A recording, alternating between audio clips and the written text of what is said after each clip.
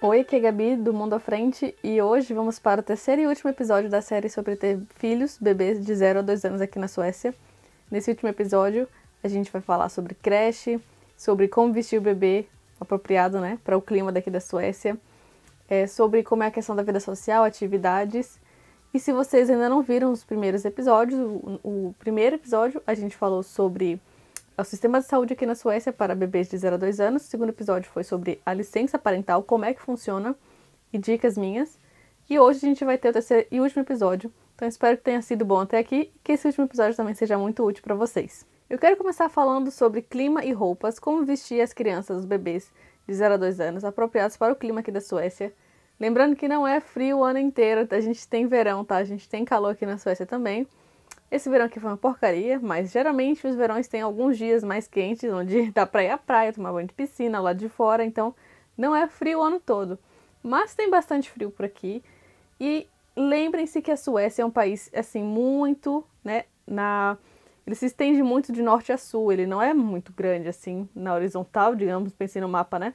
Mas na vertical, o que significa que a variação de temperatura entre o sul e o norte é muito grande.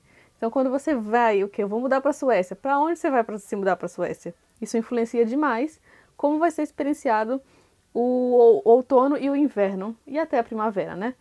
Então, por exemplo, você vai se mudar lá para Umeå, ou, sei lá, Kiruna, são cidades muito ao norte, né? São bem mais ao norte da Suécia. Você vai ter muito mais dias escuros, dias muito mais frios, ou seja, temperaturas negativas de -15, -20, -25, e muita neve, neve que se prolonga, que fica por muito tempo, né? Muito gelo, coisas congeladas. É uma coisa diferente do sul, onde eu tô aqui. A gente tá na parte sul da Suécia. Então vai se mudar para Malmo, vai se mudar para Kalmar, onde eu estou, vai se mudar para Ystad. Gotemburgo já é sul, mas não é tão sul quanto aqui. Mas é mais parecido com aqui do que com Kiruna. Então você vai ter menos escuridão, né? Você vai ter dias não tão curtos quanto no norte, na parte mais escura do ano. Você vai ter menos neve.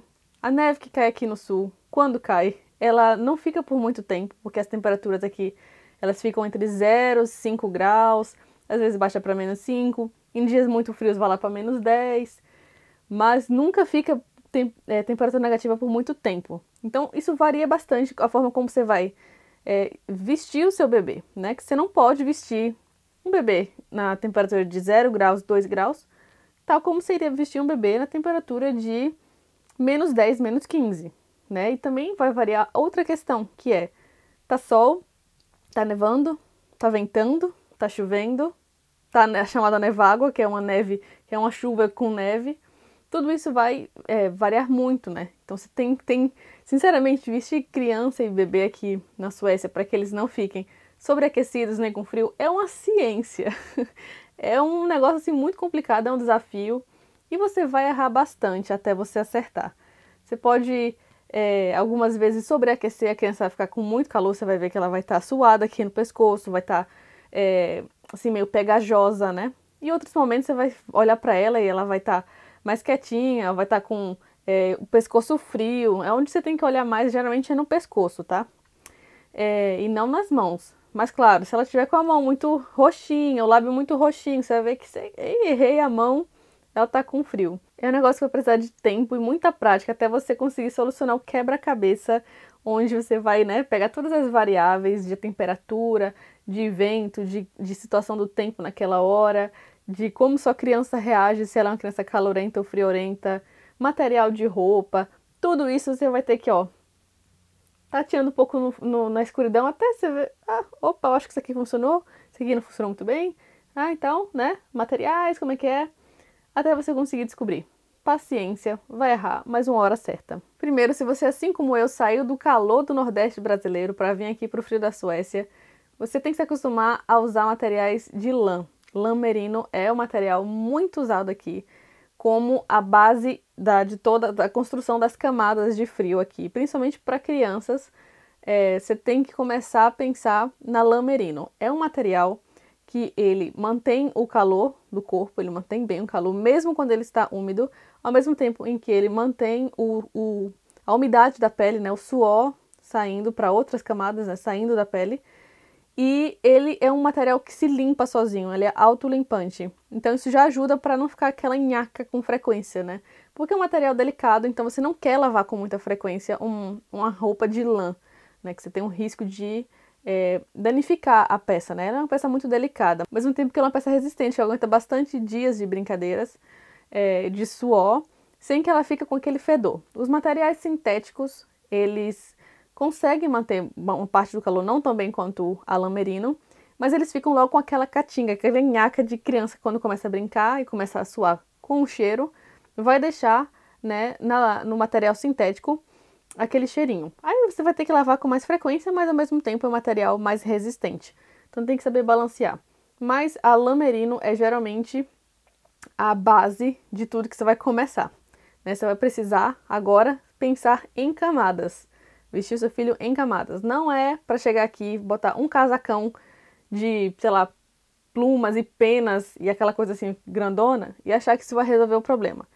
Talvez para um adulto até dá para enrolar, mas para um bebê, para uma criança, não dá. Você tem que vestir em camadas.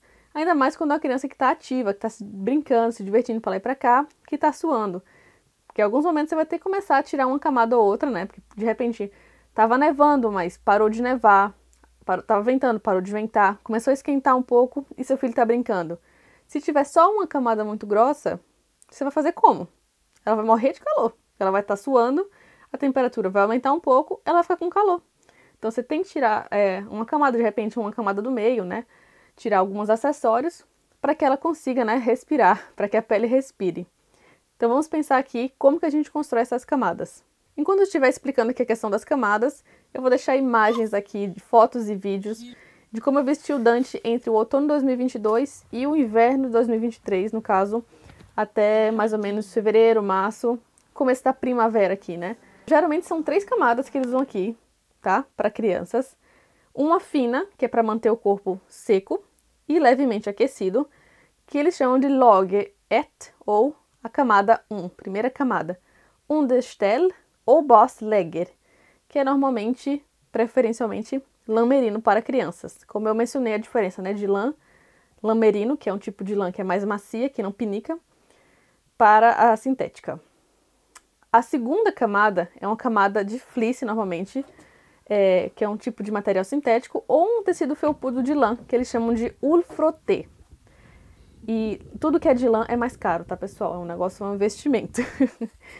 E aí essa segunda camada é para aquecer a criança. Geralmente a gente usa isso em temperaturas negativas, mas aí depende de como seu filho reage ao frio, né? Às vezes, mesmo em temperaturas positivas, tipo entre 0,5, 0,7, vai precisar. E a chamada log 2 ou melanlog, que é a camada do meio.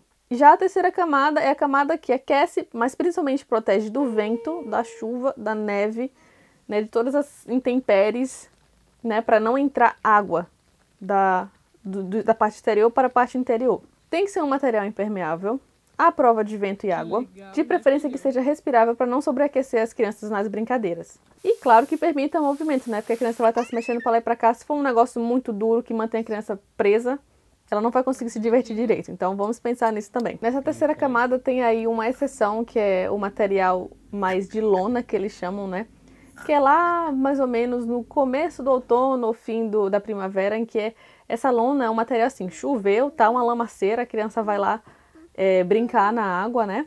Então ela é bem mais fácil de limpar, né? Você bota um pouquinho de água, já sai a lama assim, só que o suor ele não passa para fora. Então é um material que, se a criança se molhar, né, de suor, ficar molhada de suor, vai ficar lá úmido, né? E isso esfria bastante. Então não pode ser uma temperatura muito fria que você usa material de lona.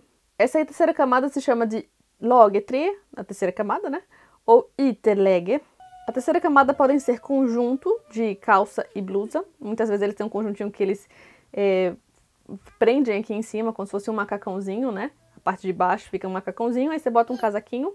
E também tem os overall, que são os conjuntos que cobrem o corpo inteiro, né? Como se fosse um macacão mesmo, de manga longa e tal. E geralmente essas roupas, né, a terceira camada, elas têm uma partezinha para você prender embaixo da bota, né? Para não ficar subindo, é muito importante, né? Que esteja funcionando bem. Porque se ficar subindo, o frio, a neve, a água, ela começa a entrar por baixo ali da parte das pernas, né? por mais que esteja uma botinha ali, começa a entrar, porque vai subindo, então é meio arriscado de molhar.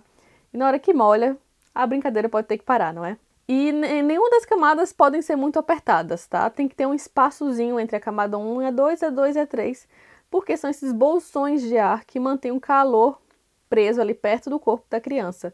Se for um tamanho muito pequeno ou um tamanho muito apertado, vai estar aí prejudicando a forma, né, como o material ou como a peça foi desenhada para manter o calor da criança. E aí você tem que dar preferência para tamanhos maiores até. Se você está em dúvida, né, a criança está no meio entre dois tamanhos, nunca compre o menor, compre o maior, porque o menor, além de perder mais rápido, vai estar aí dificultando, né, essa movimentação do ar dentro.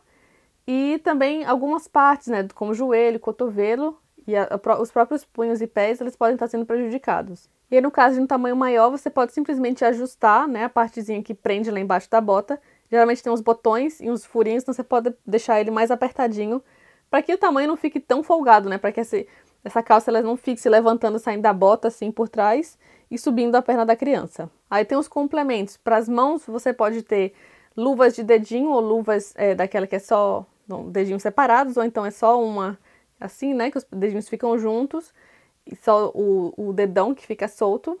Pode ter uma mais fininha, geralmente é bom ter a de lã, lá vai o material de novo, lã, não é? Aí você pode misturar, né? Você pode ter uma de lã fininha com uma que seja impermeável por fora para a criança brincar na neve ou na água. Se tiver seco, você pode usar uma que seja meio, nem fina nem grossa, uma só, para que a criança possa brincar sem precisar daquela luva grandona, porque acaba atrapalhando um pouco, né? E também você pode botar só uma meia. Se o bebê for muito pequenininho, você pega uma meia que você tenha de lã ou de algodão, porque ele não vai estar fazendo nada, né? Se for um bebê que fica só sentado no carrinho, que ainda não brinca na areia, que não consegue andar nem engatinhar, você bota só uma meia, a criança fica com a mãozinha assim mesmo, muitas vezes, né? Fechadinha. Ou se abrir a mão também, não precisa ser uma meia muito apertada. Foi o que eu fiz com o Dante no começo, ele não tinha luva para quando ele era muito pequenininho. Eu botei só meinhas nele e pronto, ninguém se importa com isso. Falando em meia, para os pés é bom ter uma meia de lã mais grossinha, nem que seja um material misturado de lã com sintético, que foi o caso do Dante, ele tem uma meia de lã com um material sintético misturado para os pés, ela é mais grossinha para o inverno. Assim como você pode ter meias de lã mais fininhas para misturar uma fina ou duas finas, uma fina com uma grossa, depende da temperatura, né? Você tem que ver. E para completar o pé, você tem a bota. E aí depende de onde você vai estar, da temperatura. Você vai precisar de uma bota que seja com o interior felpudinho para aquecer mais, ou tá lá no começo do outono, no fim da primavera, você pode usar uma sem precisar do interior felpudinho, basta a meia mais grossinha. Lembrando que a bota tem que ser maior, pelo menos um dedinho, assim, 1 centímetro maior do que o pé da criança, para não ficar, né, na hora que ela estiver andando, apertando os dedinhos dela. Na cabeça tem um gorrinho, dependendo também da temperatura, pode ser um gorro mais fininho, de lã, pode ser uma balaclava, o Dante também tem uma balaclava, mas ele não usou muito porque não ficou tão frio assim. E pode ser um gorrinho que pode ter um interior de fleece, interior de lã, meio felpudinho. De preferência, quando eles são mais novinhos, o que tenha uma cobertura assim da orelha, né? E que amarre aqui embaixo, porque eles são danados para tirar esses gorros, meu Deus do céu. Quando eles vão crescendo, eles começam a, né, aceitar mais o gorrinho sem ficar tirando, porque eles começam a entender que eles ficam com frio na orelha se eles tirarem. E aí começa a ser aqueles gorrinhos, o gorro mais normal, né? Que não precisa descer até aqui na orelha. Aí você que vai vendo seu filho, se ele aceita ou não aceita, com amarradinho ou não, o que é melhor. E para concluir, muitas vezes ele tem o que parece só uma gola, assim, como se tivesse cortado uma gola de uma blusa. E aí você só bota aquela gola aqui, caso o pescoço da criança comece a ficar com muito frio, por causa que a roupa não tá fechando direito aqui. Ao invés de, né, é muito difícil para uma criança manter um cachecol ao redor do pescoço, ela vai arrancar, aquilo ali incomoda para uma criança que tá ativa, né? É como se fosse só a parte cortada de uma blusa, de uma gola alta, entendeu? Que aí você encaixa no final das contas, e pode ser por baixo de uma blusa, né? Por baixo da camada do meio, por baixo da primeira camada, e aí protege o pescoço.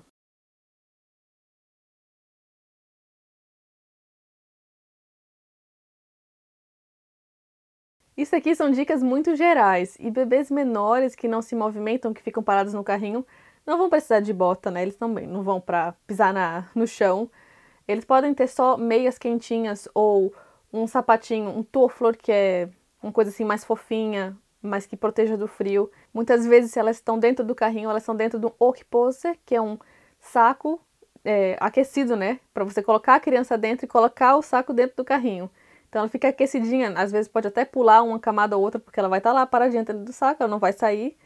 Então você já pula alguma camada, dependendo do frio, né? E é importante lembrar que uma forma de você conferir a temperatura da criança mais fiel não são as mãos ficam frias. A minha mão fica fria com muita facilidade, mesmo que eu não esteja com frio.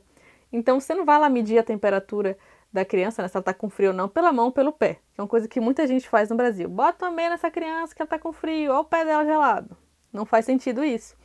Então você tem que ver ou pela testa ou principalmente pelo pescoço. Se o pescoço tá suando, pode ter certeza.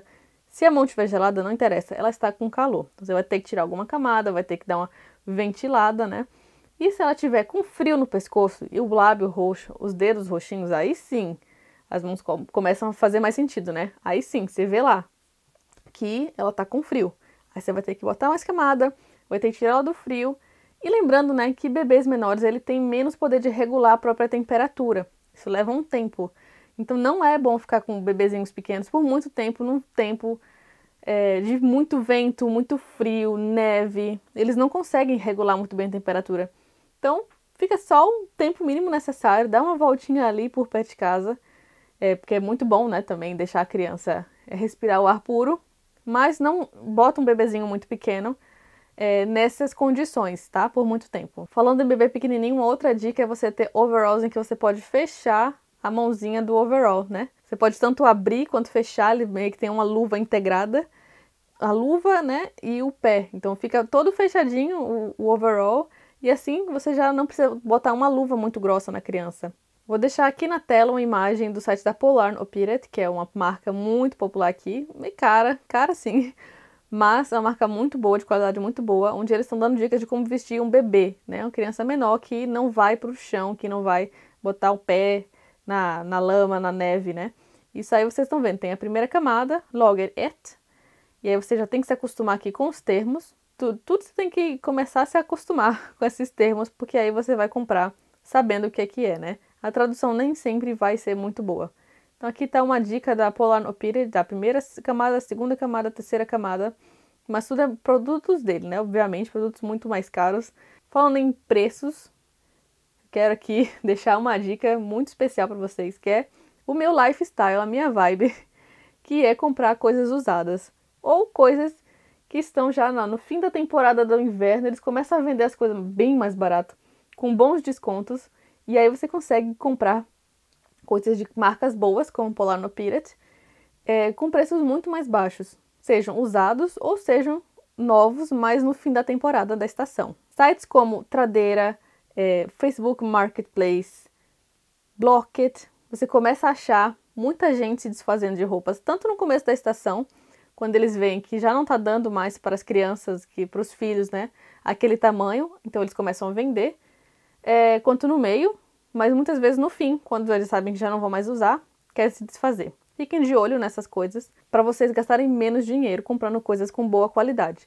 Coisas de lã merino. Eu achei muitas coisas na Tradera quando eu estava procurando pro Dante. No fim eu comprei com uma promoção boa na loja Dealings, que é uma loja online. Mas também comprei coisas na Polar Operet, que estava com promoção. Ou lojas físicas de segunda mão, que são bem populares aqui na Suécia. Toda cidade média grande tem 1, 2, 3 lojas de segunda mão, onde vai ter, né, algumas têm roupas não tão boas, e outras têm coisas bem organizadinhas por tamanho, por se é menino ou menina. Tem uma aqui na cidade em que você chega lá, você até fica assim, nossa, mas isso aqui é loja de segunda mão? As coisas são tão boas, né, boa qualidade, bem organizadas. E o bom preço. E sobre o Dante aceitar ou não essa quantidade de roupas grande, né? Ele nunca foi de reclamar muito, ele reclamou algumas vezes, mas nunca foi de ficar se debatendo. O máximo que ele fez foi ficar arrancando luva, acho que quase toda criança faz isso, e gorro. Mas ele até deitava, né, pra botar, tipo, botava o overall aberto no chão, ele deitava em cima e sabia o que tinha que fazer, teve paciência, né, pra botar as camadas e pra botar bota e luva e tal. E ele sabia, né, que começou a entender que se ele tirasse a luva, a camada mais de dentro, ele ia ficar com frio, a mão ia ficar vermelha e ia doer. Então o máximo que ele estava fazendo era tirar a luva, a camada de fora, que é a maior zona, e algumas vezes ele arrancou o gorro. Mas foi muito tranquilo até aqui, nunca deu muito show não. Se você estiver em dúvida sobre o que você precisa comprar para o seu filho quando você estiver aqui na questão do frio, sempre bom você dar uma pesquisada no Google com os termos em sueco para você achar sites em sueco, sites da Suécia, apropriadas para as marcas que vocês encontram aqui, para o frio que vocês encontram aqui. Vocês vão pesquisar assim no Google: Hur kläder barn under vinter ou Hur kläder barn under höst. E aí vocês vão achar um monte de informações em sueco, com dicas daqui mesmo sobre o que você deve fazer para vestir o seu filho de acordo com a temperatura da região onde você mora. Eles têm lá de temperaturas negativas, temperaturas próximas de zero, temperaturas entre 0 e 10, porque são todas as faixas de temperatura que você pode ter aqui na Suécia. E aí você vai se acostumando com os termos, né, com as palavras que eles usam para descrever cada parte cada peça de roupa, e é assim que você vai pesquisar nas lojas, né? Porque não adianta você chegar lá com a tradução meia boca do português para o inglês ou do português para o sueco. Tenta ir já direto nos termos em sueco e se acostumando com as coisas que eles usam. Agora vamos falar sobre a parte de o que fazer com o tempo livre e como é que é a vida social aqui quando você está de licença, principalmente, né? Durante a minha licença maternidade, eu fui muitas vezes nas öppna förskolan, que são as creches abertas aqui da Suécia. Elas são uma excelente forma das mães, né, geralmente são mães que estão em licença maternidade, saírem de casa com o bebê. Elas vão para um local público encontrar famílias, encontrar outros bebês, deixar o bebê brincar num ambiente que é apropriado para isso. Tem atividades, né, tem música, tem brinquedos que você não tem em casa, tem livros que você não tem em casa, tem materiais lúdicos, tem materiais artísticos para a criança brincar. E é um local gratuito, né? Ele já é financiado com os impostos, são locais mantidos pelas comunas, pelas prefeituras. E você não precisa se inscrever, é só chegar lá enquanto estiver em horário de funcionamento, né? E né, se fazer em casa, deixar a criança brincar, conversar com outras mães, com outros pais, ter uma cozinha, geralmente tem uma cozinha, um local para você aquecer a comida do bebê, preparar alguma coisa, fazer um café para você, um chá. Então é um local muito legal para você, né? Às vezes você nem quer conversar, mas só chega lá, deixa seu filho brincar um pouquinho. Foi nas öppna förskolan que o Dante teve muito contato com instrumentos musicais de diferentes. Eu vou botar alguns aqui para vocês verem, né? Diferentes instrumentos, principalmente de violão. E tinha bastante musicalização. Algumas tem quase todo dia, outras é uma vez por semana que tem musicalização. E é muito legal porque você também se acostuma com as musiquinhas daqui, né? Fazer amigos aqui na Suécia é um negócio muito difícil, independente se você é mãe ou não.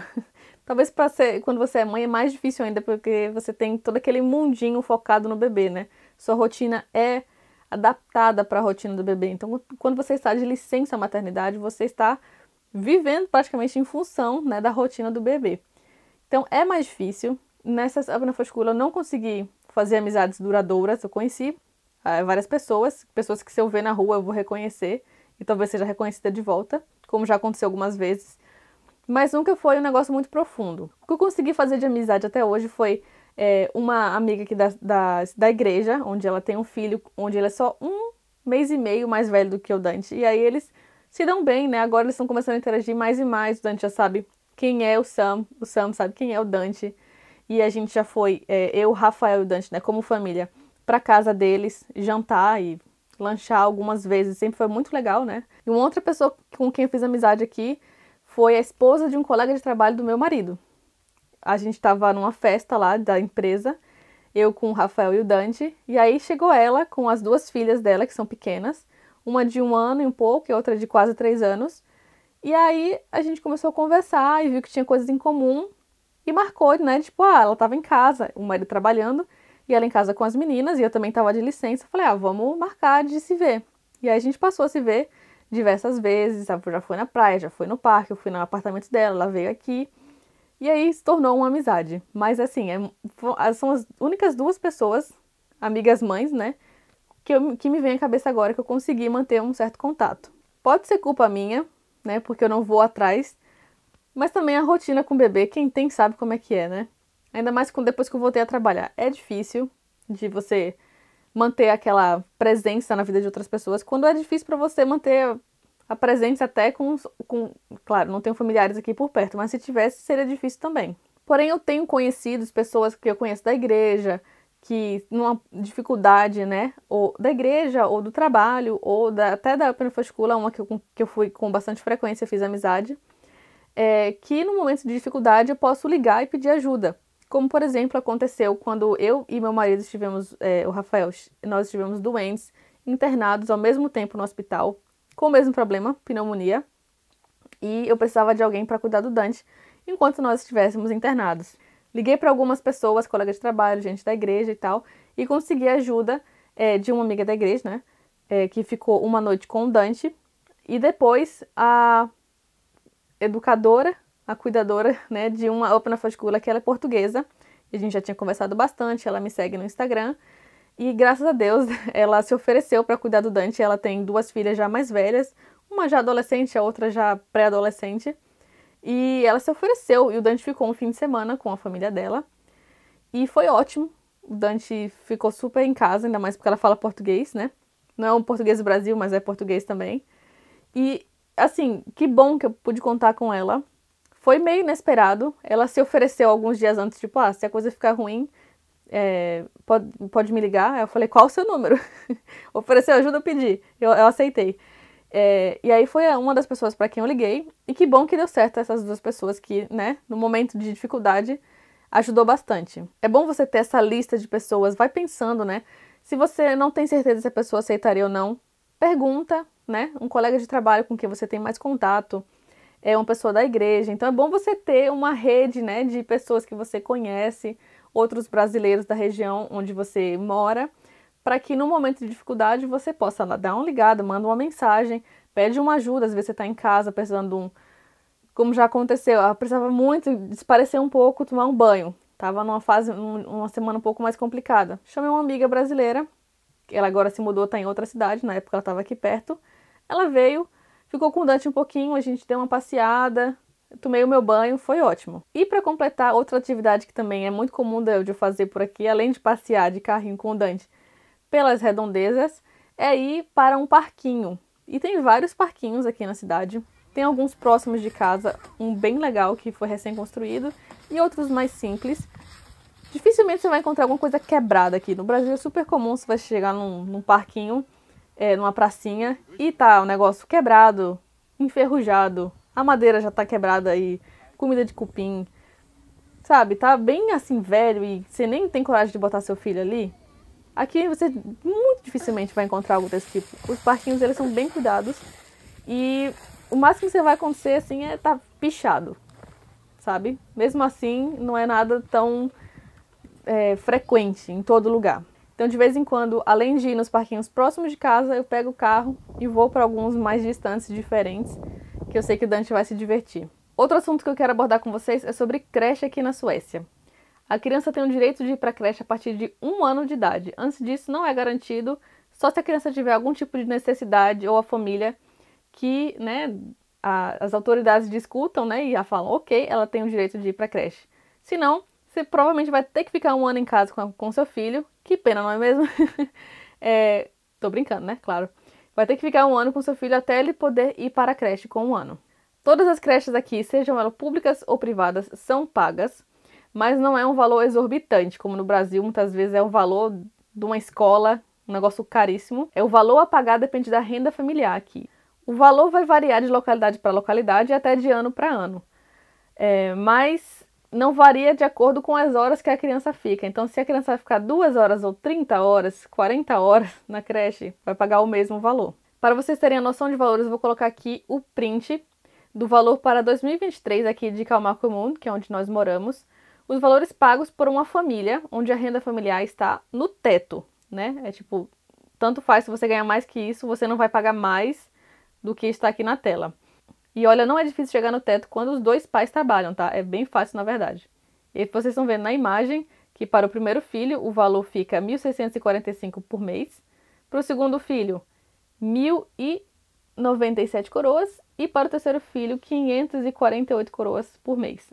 Mas você vê que a partir do segundo filho, o Barnbidrag, que foi uma coisa que eu já falei aqui no vídeo anterior sobre licença parental, eu mencionei sobre o Barnbidrag. O Barnbidrag cobre o valor da pré-escola do segundo filho.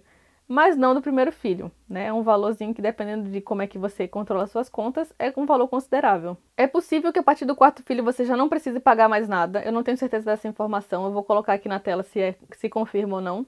Isso aqui são valores se todos os filhos tiverem o mesmo tempo na creche, né? Se o seu filho mais velho começou a ir para a escola obrigatória aqui, vai lá a partir dos 6 anos, você não paga nada para aquele filho na escola.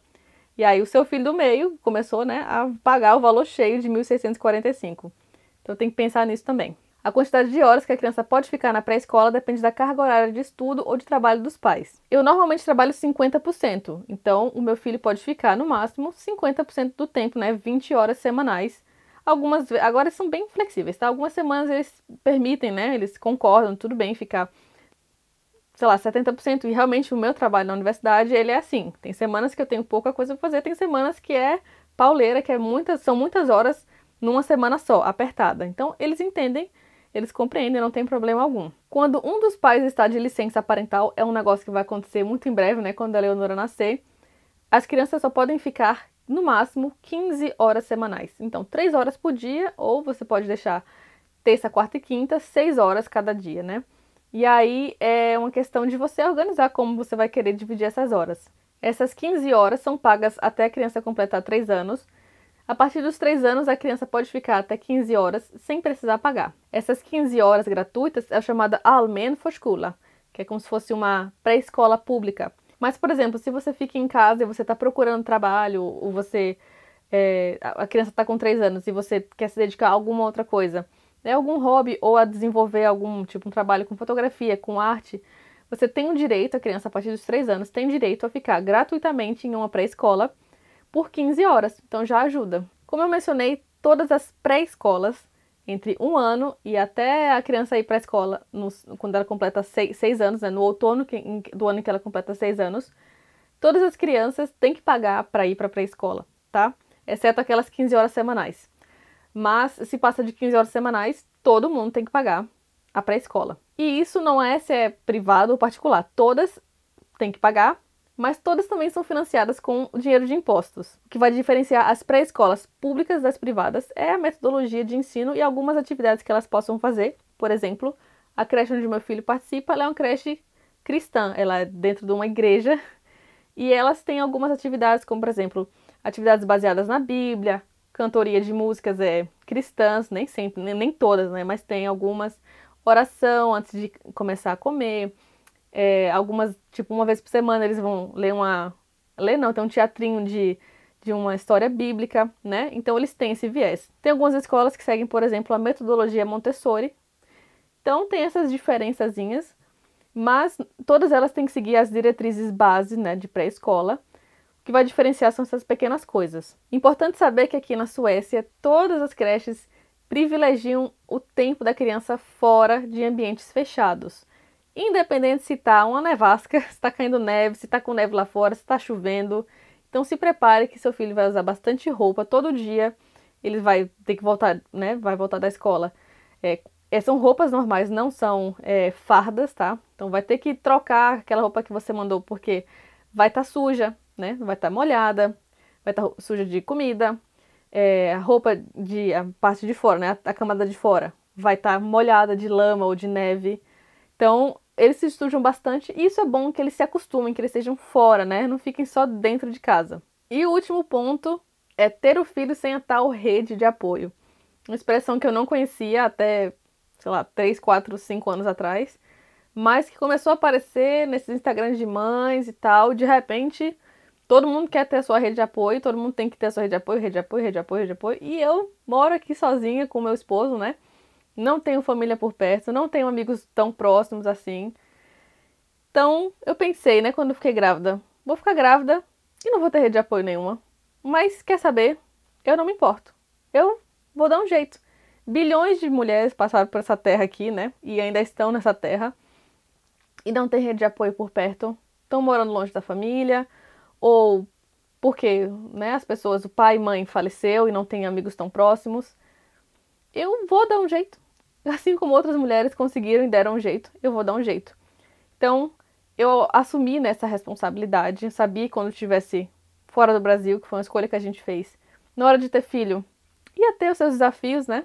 Mas eu sabia que ia dar conta porque é o que a pessoa faz no fim das contas, né? Tem que ter resiliência, tem que saber que foi uma escolha, mas que foi um presente de Deus. Deus mandou esse filho pra gente. A gente não tem controle, né, sobre se a gente vai ter o filho ou não. A gente fala, eu quero ter filho. Mas tem gente que quer ter filho e nunca consegue. E a gente conseguiu. Então foi um presente de Deus. Ele confiou a gente essa missão.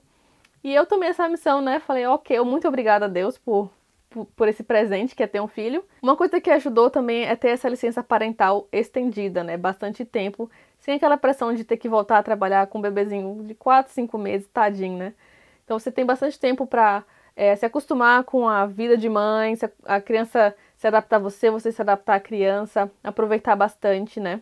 Inclusive, licença parental é um vídeo, já falei aqui, né? Mas eu vou relembrar, é um vídeo por si só, né? Que eu fiz um vídeo só falando sobre isso.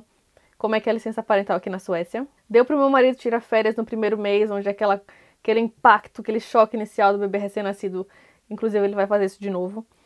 Eu não tive ajuda aqui, né? Nem minha mãe, nem minha sogra, nenhum familiar veio pra dar aquele suporte nos primeiros meses. A gente se virou só eu e meu marido mesmo. Dá certo, tá? E também teve, eu lembrei agora, que o fato de que meu marido fez muito home office nesse ano em que eu estive de licença maternidade para o Dante, porque ainda estava tendo a... E aí ele pôde ficar em casa com certa frequência, e isso também ajudou. Outra coisa que me ajudou foi, além de pensar, né, que essas coisas que eu falei sobre foi Deus que mandou, era o meu desejo, é o meu filho amado, tô me dedicando a isso. Sair para passear de carrinho, ir no parquinho, ir na Zapnafascula também ajudou bastante. Também ter um contato frequente com a família por vídeo, né, ligando para minha mãe, pro meu pai quando ele estava vivo, pra sogra, para que eles vissem o Dante, para eu conversar e desabafar e tal. E lembrar que é um dia de cada vez. Um dia difícil não é uma vida difícil. E é justo que muito custa e que muito vale, né? Vale muito ter um filho. Então, é custoso, mas é assim a vida, né? E uma outra coisa que eu fiz foi não seguir perfis de mulheres que ficam falando da tal da realidade real, onde o real é só reclamação. É reclamação porque é dia e noite porque é ruim ser mãe, porque o marido é um inútil, porque a sociedade me desvaloriza, e é blá blá blá, o tempo todo reclamando, reclamando, reclamando, reclamando, que é ruim, é ruim, é ruim. Isso é como um veneno para o coração da mãe. A mãe começa a só olhar pelo lado negativo. E eu não quero isso pra mim, isso é uma coisa que eu nem recomendo ninguém fazer. Se você começa a seguir um perfil em que a mulher só faz reclamar de ser mãe, mesmo que seja com gracinha, né, que é engraçadinho, haha, mas tu vê que a mensagem, aí tu vai nos comentários, a mensagem do vídeo ou da foto é de que é ruim ser mãe, e aí tu vai nos comentários, é um monte de mulher reclamando. Isso não é um ambiente bom, saudável pra uma mulher que, principalmente que não tem a tal rede de apoio, não é bom. Então se afasta disso, procura seguir pessoas que falam, que encaram a maternidade como uma missão, que é difícil, mas que é muito, tem muito valor, é uma missão divina, é o que eu faço, né? Eu sigo algumas mulheres, não sigo muitas pessoas, na verdade, falam sobre maternidade, mas as que eu sigo são pessoas, por exemplo, a Samia Marcilli ou a doutora Ana Januzzi, que falam de uma forma assim, que torna a maternidade não um mar de rosas, não uma coisa assim de outro mundo, mas que torna a maternidade assim, é uma missão divina. E é difícil, mas você consegue. E você tem que ter muita resiliência e muita força de vontade, né, para criar um bom filho e para ser uma boa mãe.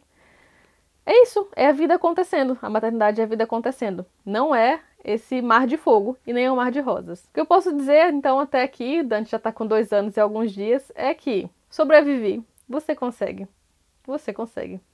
Exceto se você tiver, né, algum problema de saúde muito grave, que lhe impeça de fazer algumas atividades. E olha lá, né, acho que tem gente que consegue também, mesmo com deficiências. Algum problema mental, claro, isso é outro aspecto, né? Mas se você é uma pessoa sem esse tipo de dificuldades extras, você vai conseguir. Você precisa, né, lidar com suas emoções, focar, né, no amor que você tem pelo seu filho, nos bons momentos, que no final das contas, depois de um dia difícil, é o que fica, são os bons momentos. E, olha, amanhã é outro dia, amanhã a gente recomeça. E um dia você vai sentir muita saudade desses dias onde o bebê é pequenininho e era só você e ele ou você e ela. Agora tá vindo a segunda filha, meu primeiro filho, agora eu vou pra uma filha. Vou ter 2 bebês, Dante vai estar já, mas um pouquinho mais pra criança do que bebê. É um novo desafio, vai ser uma curva de aprendizado bem íngreme, vai ser bem difícil no começo, a questão de balancear as atenções, as emoções e tal, mas vai passar, como tudo passou. Então, meus amigos e amigas, eu espero que esses vídeos tenham sido legais para vocês, que esse aqui, que ficou o mais longo de todos, tenha sido interessante também, que tenha tido informações boas, que tenha mostrado um pouco, né, de como é ter o filho pequeno aqui na Suécia. Deixa aqui embaixo nos comentários alguma dúvida que ficou. Lembrando que tem outros 2 vídeos na série, acompanhamento médico e licença parental. Então tem bastante informações que eu deixei aqui pra vocês. Espero que tenha sido útil. Nos siga no Instagram, @mundafrente, é onde eu sou mais ativa. Provavelmente não vou continuar a fazer conteúdos aqui pro YouTube, porque dá bastante trabalho, né? Fazer o roteiro, filmar, editar, deixar bonitinho. Mas não alcança muitas pessoas. Então, a maior parte das coisas que eu vou fazer vai estar lá no Instagram. Não se esqueçam de ir lá seguir se vocês têm Instagram, tá bom? Um grande beijo pra vocês e tchau, tchau! Se você está com fome, bata a palma!